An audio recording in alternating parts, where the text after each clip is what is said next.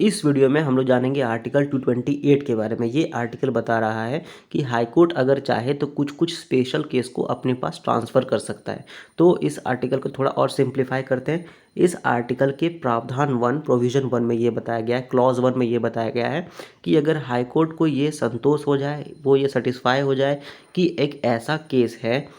District court में, मतलब ऐसा कोर्ट जो कि हाई कोर्ट से सबऑर्डिनेट है, उससे नीचे है, वह उस कोर्ट में एक ऐसा केस आया है जिसके लिए कॉन्स्टिट्यूशन का कुछ क्वेश्चन उठ गया। फॉर एग्जांपल जैसे कि सुप्रीम कोर्ट के द्वारा केशवानंदन भारती केस में बेसिक स्ट्रक्चर का बात किया गया था, बट वो जो सबऑर्डिनेट कोर्ट है, मतलब वो जो डिस्ट्रिक्ट कोर्ट है, वो बेसिक स्ट्रक्चर को डिसाइड नहीं कर पा रहा है कि बेसिक स्ट्रक्चर क्या होगा। उसके लिए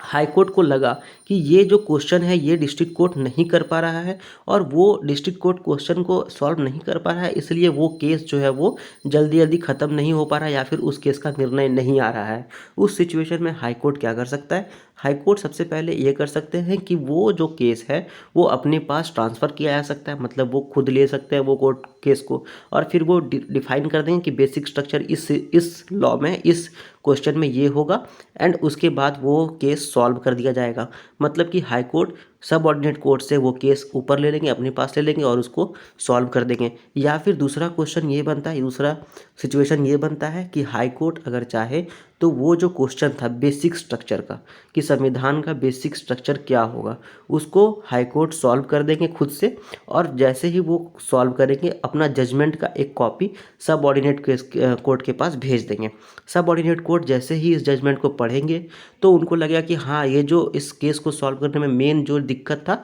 वो अब सॉल्व हो चुका है, मतलब कि बेसिक स्ट्रक्चर का क्या यहाँ पर डिफिनेशन होगा वो हाई कोर्ट के द्वारा तय कर दिया गया है। तो फिर